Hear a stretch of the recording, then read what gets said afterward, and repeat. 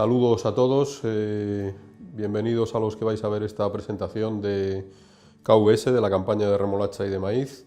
Voy a comentaros algunas cuestiones importantes que va a haber en esta campaña de remolacha y después mi compañero Joaquín también comentará un poco también las novedades en el maíz. Bueno, metiéndonos en harina, como sabéis, este año es la primera vez que vamos a tener la remolacha sin los neonicotinoides en la píldora. Muchos recordaréis el gaucho, el poncho, el cruiser, que hemos tenido estos últimos 25 años y han sido un producto, los neonicotinoides, que nos han librado de bastantes plagas y nos han librado especialmente de la amarillé virosa, que luego vamos a ver un poco más en detalle cómo podemos un poco tratar de controlarla. En principio, lo que ha ocurrido este año es que el 19 de enero hubo una resolución de la Unión Europea, del Tribunal Superior de Justicia, que decía que todas las excepciones que se habían dado para los productos neonicotinoides en la píldora, en remolacha, quedaban anuladas. Eran todas ilegales y entonces, bueno, en España ya se había concedido la autorización y quedábamos un poco con una cierta indefensión jurídica a ver qué iba a pasar. A los pocos días, Francia, el 24 de enero, comunicó que se retiraba que no iba a tener tampoco neonicotinoides en la píldora. Y bueno, Francia es un país importante en remolacha en la Unión Europea, es un poco arrastrado al resto de los países y prácticamente hoy solo va a quedar Finlandia y la República Checa, que van a tener capacidad de poner estos productos en la píldora. En el caso de España, España también tomó la decisión el 17 de febrero que eliminaría los neonicotinoides. Esto pues supuso también cierto problema. Esto también nos ha llevado a nosotros a cierto enfrentamiento un poco con la dirección de Acor y de Azucarera por el tema de los neonicotinoides, puesto que un poco KVS decidimos no traer semilla con gaucho porque no veíamos seguridad jurídica. Y para un poco la gente que está pensando que sí que había seguridad jurídica para traer los neonicotinoides, quiero recordaros el caso del Marquis, es un herbicida de Adama que tuvo unos problemas en la formulación en su fábrica en Israel y consiguieron que, bueno, había unas contaminaciones con otros herbicidas que no eran autorizados en remolacha y la conclusión de todo esto es que finalmente el Ministerio de Medio Ambiente de Francia dijo que había que destruir 5.000 hectáreas de remolacha. Entonces, un poco para que veáis que la seguridad jurídica en la Unión Europea con los temas de medio ambiente está muy ajustada, y realmente se intentó que esta remolacha fuera para las fábricas de bioetanol, pero finalmente no fue posible, estaba contaminada con productos que no estaban autorizados y veis ahí un tractor que estaba pasando un rotavator y destruyendo estas 5.000 hectáreas, que nos parece una locura, pero eso es lo que ocurrió con este problema en Francia. Bueno, la conclusión de todo esto es que vamos a tener la primera campaña sin neonicotinoides después de 20 y tantos años, y eso puede traer algunas consecuencias, aunque también hay que decir que no todo son malas noticias, puesto que este año tenemos unas condiciones de contratación increíbles, como no ha habido también en muchos años, volvemos a tener un precio muy aceptable de la remolacha. El azúcar está subiendo, no tiene de momento apariencia de que vaya a bajar y esto nos puede garantizar unas campañas en los próximos años donde el precio pueda estar bastante aceptable. También tenemos unas nuevas condiciones agroambientales, imagino que ya las habréis conocido todos porque las ha explicado bastante bien tanto Acor como Azucarera como las organizaciones agrarias. Y bueno, básicamente hay una nueva PDR para tratar de firmar este compromiso de 5 años. Entonces, bueno, cualquier duda que tengáis en este sentido podéis consultar con las empresas que contratan, con Acor, Azucarera o con vuestras organizaciones agrarias para un poco que os muestren un poco cómo desarrollar todas estas condiciones para poder cobrar esos 500 euros por hectárea a mayores en el cultivo de la remolacha. Bueno, como decíamos, el principal problema que vamos a tener con la falta de neonicotinoides es la amarillé virosa. La amarillé virosa la transmiten los pulgones y en principio sin neonicotinoides, también con el fomento de los cultivos de cobertura que son cultivos que normalmente son dicotiledóneas, puede ser del grupo de las crucíferas, del grupo de la colza. Estos cultivos que luego son para enterrar, también tienen bastantes pulgones y pueden fomentar que tengamos más problemas de pulgones. Y también otra cosa importante es el tema de los inviernos suaves. En la medida que tengamos inviernos más suaves, eso va a acelerar un poco la eclosión de los pulgones antes de tiempo, y eso en teoría va a hacer pues, bueno, que no tengamos un buen control de la población de áfidos y tengamos más amarillez. Cuanto más temprano sea este ataque, pues también va a ser más problemático el control de la amarillez. También comentaros que el virus de la amarillez virosa en la remolacha son básicamente 3 cepas bien conocidas. Para analizarlas hay que hacer análisis moleculares y de ADN, pero bueno, son básicamente el BET virus, el yellow virus, el mid yellow virus y el chlorotic virus yellus, aunque todos ellos pueden aparecer en diferentes proporciones y cada año cambia. Esta es una foto de hace 2 años. Veis, por ejemplo, que en España pues prácticamente la mayoría fue una infección del BET yellow virus, el típico de la amarillez, pero veis que en otros países pues hay otras infecciones que puede variar año tras año. Esto es realmente importante para la selección, porque es importante que las variedades que finalmente se seleccionen para la amarillez virosa, todas tienen que tener la resistencia a los 3 virus. No es suficiente que una variedad sea muy resistente a una cepa de virus cuando no lo es a las otras. Bueno, ahí veis un poco los potenciales de que puedes perder. En teoría, en unas infecciones muy muy graves, pues pueden llegar entre ese 30 y hasta el 50% en los casos más graves que tengamos. También, bueno, como os he dicho, las infecciones mixtas son también bastante frecuentes. Ahí veis un poco lo que son los síntomas de la amarillez, los típicos corros amarillentos que aparecen en el campo, con estos tonos amarillentos, y ahí veis lo típico de una hoja con amarillez. Entre los nervios aparece un color muy amarillo, y es típico en estas hojas que cuando tú las aprietas en la mano, crujen bastante, porque están como un poco acartonadas. Si esa amarillez fuera provocada por una carencia de hierro, de manganeso o una falta de nitrógeno, esa hoja al apretarla estaría más turgente, no crujiría como en el caso del virus de la amarillez.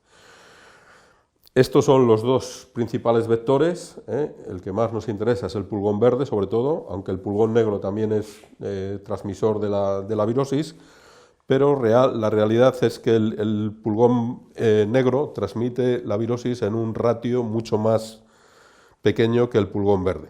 Veis ahí los ratios de transmisión.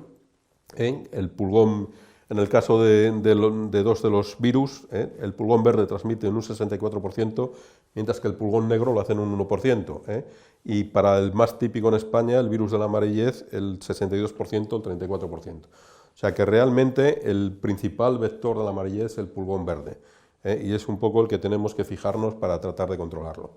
Otra cosa muy importante es que cuanto antes aparece el pulgón verde, más grave es el ataque de amarillez. Cuando el pulgón verde aparece y pincha en la remolacha, contamina la remolacha con 2 o 4 hojas verdaderas, veis que es el periodo crítico, el periodo que está en rojo. A medida que la remolacha va creciendo, los ataques son menos graves de amarillez. Veis que la aparición del pulgón verde es entre abril y mayo, lógicamente es este periodo crítico, que es este periodo crítico que estaba protegido con los neonicotinoides en la píldora.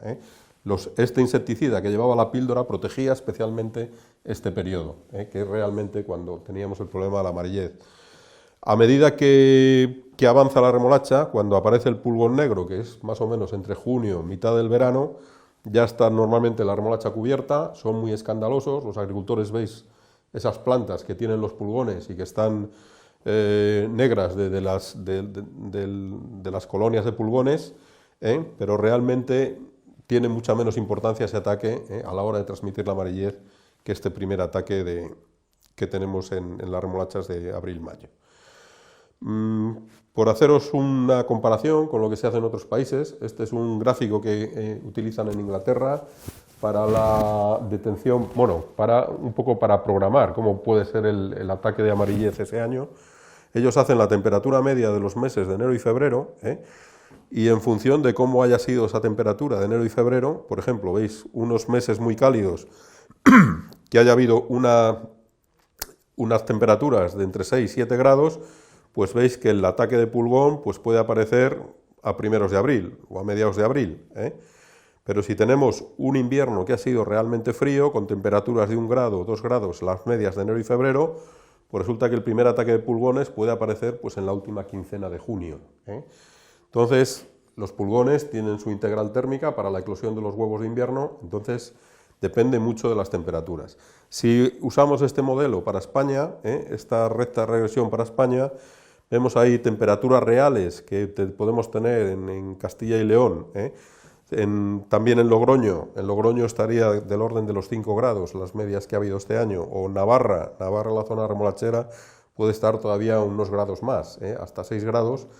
Estamos hablando que las zonas más cálidas serían las zonas que más riesgo pueden tener también de amarillé, porque realmente los pulgones con las temperaturas medias de enero y febrero, pues veis como temperaturas muy relativamente cálidas como las que han tenido en Treviño, se prevé la aparición a primeros de mayo, 12 de mayo, a medida que las temperaturas bajan en otras localidades, como Torquemada, Lantadilla, Vado Condes, veis las zonas más frías, Nava de la Asunción con 2,8 o Zotes del Páramo con 2,5, veis que los pulgones podrían aparecer entre el 3 y el 8 de junio. ¿Qué quiere decir esto? ¿Que hasta esa fecha no hay que tratar? No, simplemente es una orientación de ver cuándo podemos esperar esa aparición de los pulgones. También comentaros que tanto el Servicio Agronómico de Acor como AINCRA van a tener sus trampas puestas y van a dar avisos en las zonas de cuándo pueden aparecer esos pulgones. Bueno, también comentaros que otro problema que vamos a tener adicional es el tema de la pulguilla. La pulguilla es una de las plagas que primero aparece en la remolacha. Puede ser muy complicada cuando está la remolacha en cotiledones, como veis aquí. Normalmente el umbral de tratamiento es cuando en 20 plantas en cotiledones vemos que hay 2 picadas. Veis, por ejemplo, esta planta que tiene ya más de 20 picadas en cotiledones, lógicamente está en bastante riesgo de que podamos tener una resiembra. Esto debía estar tratado ya hacía un par de días. Y normalmente cuando la remolacha tiene ya 4 hojas, la remolacha tiene vigor suficiente para defenderse del ataque de la pulguilla.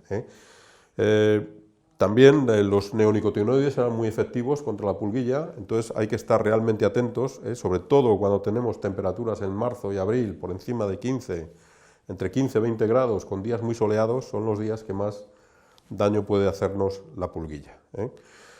Bueno, también comentaros un poco qué es los productos que nos quedan, insecticidas para poder tratar. Básicamente estos son los productos autorizados en España en la remolacha. Básicamente son piretrinas, salvo un carbamato, que es el pirimicar. Veis ahí algunos nombres comerciales. Pero bueno, sabemos que todas las piretrinas los pulgones tienen bastante resistencia a las piretrinas. Entonces, realmente no son productos muy eficaces para el control de los pulgones, ¿no? Afortunadamente, el Ministerio de Agricultura ha dado una actualización excepcional para utilizar este producto, el acetamiprid. Ahí veis algunos nombres comerciales, el Epic de Siccan, el Gazelle, que es de BASF, y el Mospilan, que ahora no me acuerdo de quién es. Pero bueno, este producto es un poquito más sistémico, es mucho más persistente y puede resolver un poco con bastante eficacia el problema. También deciros que muchas de las piretrinas se utilizan como microgránulos. Lo que pasa que el microgránulo, el sembrar con microgránulo no nos va a garantizar que no tengamos amarillez, porque el microgránulo puede ser muy efectivo contra gusanos del suelo, ahí lo veis, el Force o el Trica, veis estos productos, pero realmente no son tan efectivos a la hora de controlar, porque no tienen persistencia para la parte aérea, entonces son más complicados para controlar pulguillas y pulgones. Bueno, con este planteamiento podríamos pensar en hacer una especie de recomendación preventiva. Sería, si vamos a tener insectos del suelo, preveemos que tenemos gusanos de alambre, alfilerillo, rosquilla en el suelo, sí que deberíamos ir con microgránulo. Esto lo sabemos porque también con los neonicotinoides también hacía falta en estas parcelas que estaban infectadas de alfilerillo o gusano de alambre, haría falta una aplicación excepcional, pero en parcelas normales podemos ir más o menos, cuando nos coincide la primera posemergencia con el herbicida, pues podemos también preparar el carro y hacer una primera aplicación, en parte con ese producto, con el acetamiprid, o incluso poder mezclar una piretrina. La piretrina tiene muy buen efecto de contacto, el acetamiprid tendría el efecto más persistente, y después, en la segunda o la tercera post que demos con el herbicida, pues dar una segunda aplicación con insecticidas. Con esto, en principio, deberíamos estar cubiertos, sin tener más riesgo ni más problemas con la amarillez. Lógicamente, no es la misma comodidad que teníamos con los productos neonicotinoides en la píldora, pero es lo que hay y es lo que nos permite la ley. También comentaros en el tema de lucha integrada, ¿se puede hacer algo para luchar contra los pulgones? Pues bueno, sabemos que la rotación con cereales es positiva, mejora el control. También el control de linderas, aunque no es una cosa que esté autorizada, no se puede echar insecticida por las linderas. El laboreo intenso sí que nos también favorece, porque puesto que podemos enterrar todos esos huevos de invierno de los pulgones, quedan enterrados en las plantas adventicias donde están. Y bueno, algunas cosas más, cultivo de cobertura, utilizar gramíneas mejor que otros, pero bueno.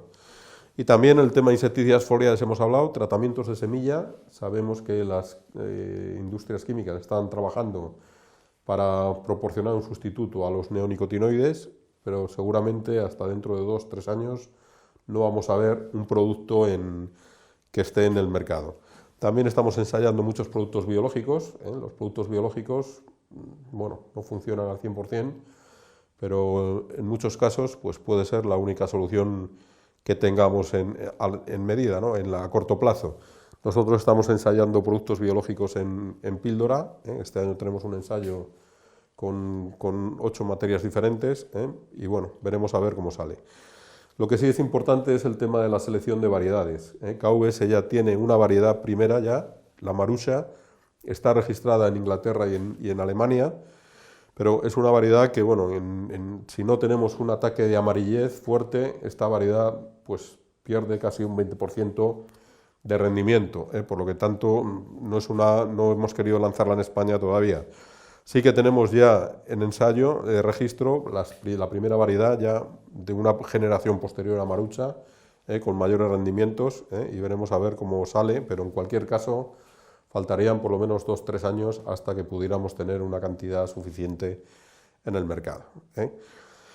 Algunas prácticas que recomiendan en Francia es tratar de tener la parcela limpia de rebrotes de remolacha, porque los rebrotes de remolacha, después de que se haya ido la cosechadora, estos coronas que nos deja, pueden rebrotar y va a ser un foco de pulgones, porque los pulgones tienen apetencia por la remolacha, y si esto es en otoño, con un otoño suave, pues vamos a tener ahí pulgones que luego van a ir volando a nuestros campos de remolacha. Y otra cosa que hacen los franceses, un poco de forma experimental, pero os lo comento también, es sembrar la remolacha sobre una cobertura de avena o de cebada, a baja dosis, a 70 gramos más o menos, 65 gramos por hectárea, y eso lo que permite es que el ataque de pulgones, ese primer vuelo de los pulgones verdes, pues pique también en la cebada, y dice que te puede reducir hasta un 50% la incidencia de la enfermedad. Pero bueno, lógicamente luego hay que echar ahí un antigramíneo para que no compita con la remolacha, pero bueno, son prácticas que os comento para que sepáis un poco cómo puede estar el tema de un poco de la lucha integrada con estos temas. Y bueno, para finalizar esta parte, os pongo aquí lo que sería un campo de selección de variedades de amarillez. Estos son líneas que están inoculadas con la amarillez. Aquí se crían pulgones infectados, y se pone pues 3 o 4 pulgones en un trocito de hoja de remolacha, en cada remolacha, y veis que a las pocas semanas se transmite la amarillez, porque están amarillas, como veis ahí. Y bueno, veis en la fila de atrás que hay unas líneas de variedades que están más verdes, ya tienen un poco más de resistencia. El color verde se indica un poco que estamos en el buen camino con variedades ya más tolerantes a la amarillez.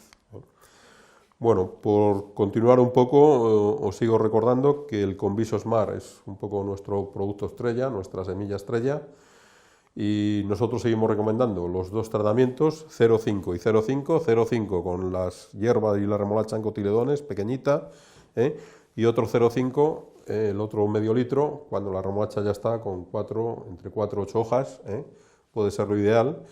Y también fijaros un poco en este intervalo entre las dos aplicaciones, si aquí os pueden aparecer a lo mejor algunas hierbas resistentes, pues pensar que a lo mejor hay que tratar pues, con algún producto clásico, algún herbicida convencional, para tratar de controlar un poco esas hierbas que se puedan escapar al Conviso.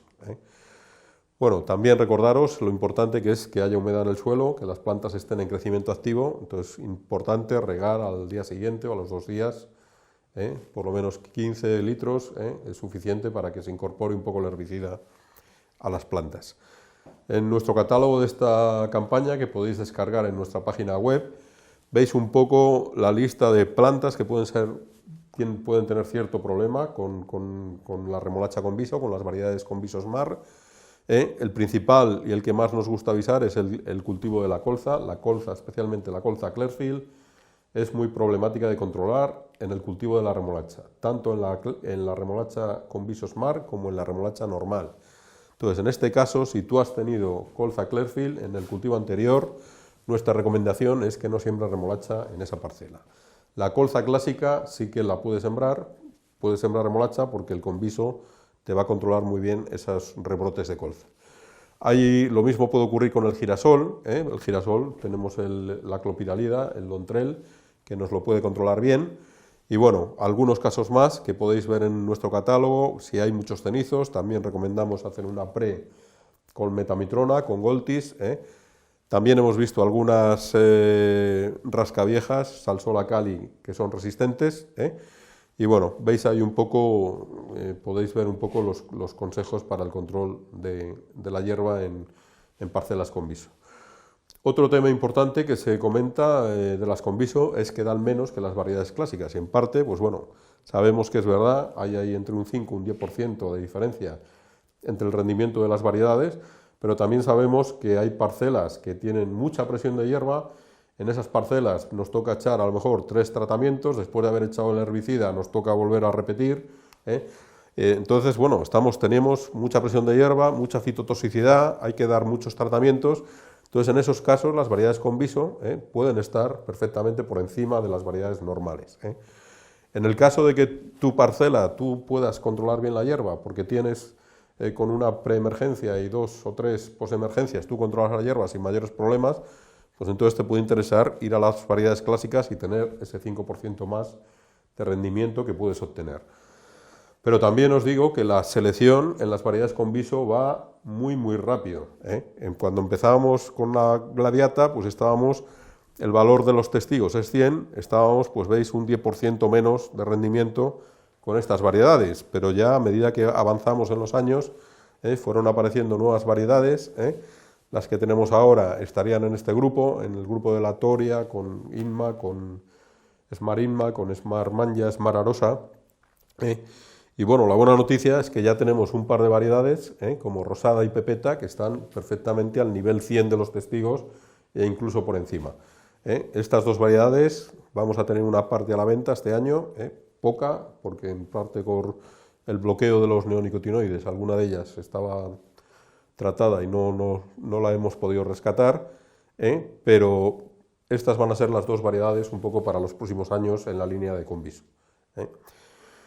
Y bueno, también recordaros que dentro de las variedades clásicas tenemos las variedades de Cercospora Plus, ahí veis estas variedades, a la izquierda perfectamente sana, a la derecha una variedad sensible. Entonces son realmente unas variedades muy, muy interesantes para los agricultores. ¿Por qué? Pues porque en parte tenemos ahora mismo menos productos autorizados también para tratar la cercospora. En los últimos 10 años se han prohibido casi el 60% de los fungicidas disponibles. Eso hace que tengamos mal control de la cercospora nos deja más inóculo en las hojas que quedan en el suelo y este círculo vicioso hace pues bueno, que cada vez veamos un poco más de cercospora. Las variedades de Cercospora Plus lo que hacen es romper este ciclo, porque tienen mucho mejor tolerancia a la cercospora, nos van a dejar menos inóculo, y aunque los productos no funcionen al 100%, pues bueno, nos permiten un poco poder cultivar sin mayores problemas. Esta es la lista de nuestras variedades para este año, las podréis ver en el catálogo que habéis descargado, muchos de vosotros las habéis ya seleccionado por la página web, y bueno, básicamente pues son Anabela Hendrika, serían variedades clásicas. Anabela, una excelente variedad de nematodos, muy conocida en toda la zona. Hendrika para zonas con problemas de pudriciones, especialmente para el páramo de León o para la zona de Salamanca. Smart Manja, Smart Arosa serían nuestras dos variedades estrella, digamos, para zonas normales de conviso, sin mayores problemas, no son de nematodos. Arosa con un poco más de polarización, Manja con un poco más de kilos, variedades ya muy conocidas, muy contrastadas en muchas zonas, y luego las dos variedades de nematodos. Smartlenia. Smartlenia es una variedad relativamente nueva, hemos tenido que repescarla por el tema también de que no teníamos disponibilidad suficiente de la variedad de conviso, que es la Toria, que es la que hemos vendido habitualmente, porque estaba ya tratada con neonicotinoides, y hemos traído Smartlenia, es una variedad que viene de la línea de la antigua Luisa, muy tolerante a nematodos, con muy buena polarización, pero también un poco más delicada para la cercospora.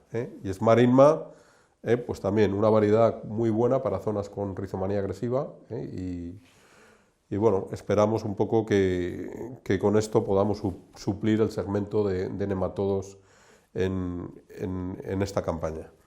Y Miguela Inmaculata, dos variedades de Cercospora Plus y de nematodos, variedades clásicas para tratar con herbicidas clásicos, punteras en la lista de AINCRA, las dos con unos excelente polarización, especialmente Miguela buena para rizomanía agresiva. Y bueno, esto sería un poco todo el catálogo que tenemos. Animaros a que sembréis remolacha. No hay que preocuparse por el tema de la amarillez, hay que estar vigilantes, estar un poco atentos. Es muy sencillo tratar de tener buenos resultados, y evitar un poco el problema, con un poco los consejos que hemos dado, estar atentos con los tratamientos, estar atentos a los avisos del Servicio Agronómico de ACOR y de AINCRA, y bueno, eso es un poco mi consejo. Y ahora le dejaré paso a mi compañero Joaquín, que os comente un poco novedades de la campaña de maíz. Gracias.